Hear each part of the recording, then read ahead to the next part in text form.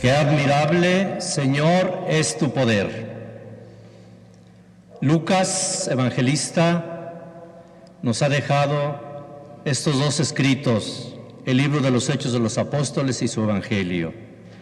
Y en el libro de los Hechos, lecturas continuadas, alcanzamos a percibir y describir que San Pedro tuvo una gran conversión.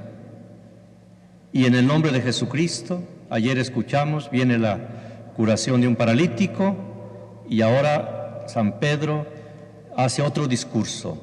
Encontramos los discursos de Pedro y todos son sobre el anuncio del cumplimiento de las promesas. El Dios de Abraham, de Isaac y de Jacob lo ha resucitado. Ustedes lo llevaron al patíbulo de la cruz, pero Dios con su poder lo ha resucitado. Son los discursos que se llaman querigmáticos, pasión, muerte y resurrección, que desde ese momento la Iglesia lo sigue anunciando para propiciar la conversión. Pero yo quisiera que dejara aparte estos discursos de Pedro maravillosos y todo lo hace en el nombre del Señor, concentrarme en el Evangelio, porque es el mismo Lucas que nos narra la experiencia de la primera comunidad y es muy interesante que este pasaje que acabamos de escuchar es continuación del de ayer. Y el primer día de la resurrección hay tres acontecimientos maravillosos que Lucas nos los dejó escritos. El primero, la madrugada del domingo de resurrección. En la alborada, las mujeres que habían bajado con Cristo de Galilea tenían sus ungüentos preparados y van con el amigo, van con el Señor, pues para ungir su cuerpo. Pensaban encontrar un cadáver y ya escuchamos que aparecen dos ángeles, dos hombres con vestidos resplandecientes.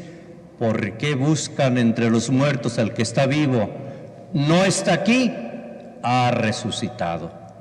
Entonces, interesante, ya comenté este evangelio en la vigilia pascual, interesante que son las mujeres que eran despreciadas y no tenían autoridad jurídica, no tenían derechos legales, no contaban, a las que Dios les encomienda ser los testigos de su resurrección. Y van donde están los 11 y los demás y las creen locas, que están delirando.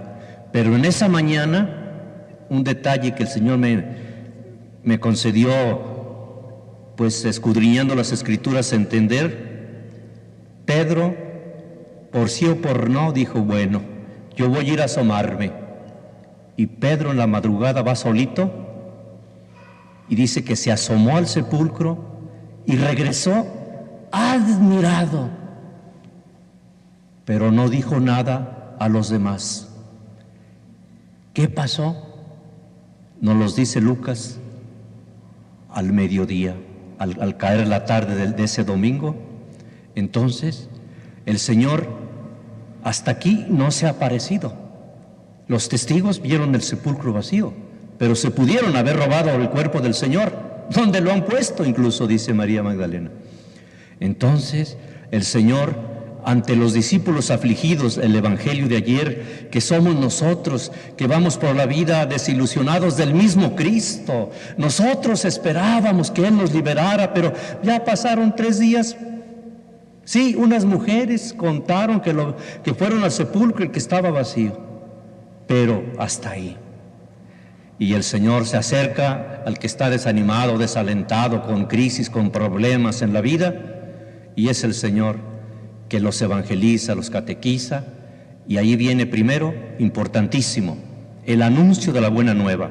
Y el Señor, comenzando por Moisés y los profetas, les habló de los pasajes que se referían a la resurrección del Señor. Qué interesante para estos muchachos de Emaús, que el mismo Cristo los catequizó. Y al llegar a la casa donde estaban, lo descubren al partir el pan. Una vez que se anuncia el Evangelio, se suscita la fe y vienen los sacramentos. Con razón nuestro corazón ardía cuando nos explicaba las Escrituras. Y esto es lo que la comunidad desde entonces y hasta ahorita hacemos, escuchamos la palabra del Señor, es el mismo Cristo que nos la explica, arde nuestro corazón y enseguida celebramos los sacramentos. De chiquito nos bautizaron, primera comunión y cada Eucaristía, y reconocemos al Señor al partir el pan, pero el Señor no se deja atrapar, se les desapareció. Y entonces, ¿cuántas veces quisiéramos ya tener al Señor y aquí ya te tengo conmigo y me vas a cumplir todos mis caprichos porque ya llevé veladoras y quiero que me cumplas esto, no tengo trabajo? Pero no, el Señor escapa porque es el Señor resucitado, que ya es otra dimensión. Ahí está la búsqueda de la comunidad. Nosotros entonces, ¿cómo vamos a buscar al Señor? Pero qué interesante, que estos discípulos, al encontrarse con Cristo, no se cruzaron de brazos. Ya es tarde, ay, mañana regresamos a Jerusalén para decirles a aquellos que están bien temerosos que de veras lo descubrimos y que está vivo, y lo descubrimos al partir el pan. No, corren. Es lo que el Papa está diciendo. Si nos hemos encontrado con el resucitado, tenemos que comunicar esta alegría, y es el Evangelio de ahora. No me quiero alargar, nomás que quería que viéramos la continuidad, que es el mismo día, madrugada, en el atardecer y en la noche. El Evangelio de ahora, entonces, están temerosos los apóstoles, y Cristo da el don mesiánico tan esperado. Cristo resucitado le da a su comunidad naciente lo que tanto esperaba: la paz. La paz esté con ustedes. Lo mismo San Juan así lo dice: la paz esté con ustedes, y luego viene el envío. San Lucas dice: la paz esté con ustedes. Y les dio mucho miedo, pero enseguida: la paz esté con ustedes. Y se presenta Cristo en la escena de la cordialidad, de la convivencia, de lo que sucede todos los días. ¿Tienen algo que comer? Ya, come con ellos y les muestra las señales de la pasión para decirles: soy el mismo. Y aquí viene algo interesante para nosotros: recuerden lo que yo les había dicho, que no se les olvide, que era necesario morir, padecer y luego resucitar y vencer para siempre los miedos, las tinieblas, la oscuridad, la muerte, y Cristo vivo, entonces allí está con ellos. Interesante que el Señor nos dice ahora: necesitamos unir la pasión y la cruz con la resurrección. Si los separamos, comenzamos nosotros a desvirtuar nuestra fe. O puro triunfalismo, o pura negatividad, pesimismo, desolación, amargura, tristeza. No. Ante nuestros miedos, el Señor nos dice: ánimo, yo les doy mi paz. Y es lo que necesitamos en el corazón de cada uno de nosotros, esa paz. Luego en nuestras familias, en nuestras comunidades, en nuestro estado, en nuestro México. No hay día en que no haya homicidios. Un promedio de 90 cada día. 88 dijeron ayer. Pongámosle 90. ¿Por qué?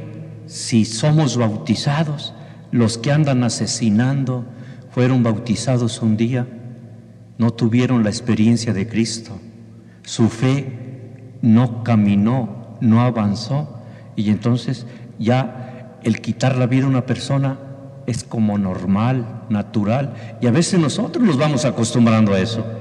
Ya no es noticia que murieron 3, a que murieron 2. Hace rato que los policías en Tijuana, que el comandante, pues fueron 2. Ya cuando son 20, caray, ya hubo una masacre. Entonces necesitamos que el Señor nos dé ese don para tener serenidad en la vida, pero también serenidad, paz y tranquilidad en nuestro estado, en nuestro país. Señor, qué admirable es tu poder.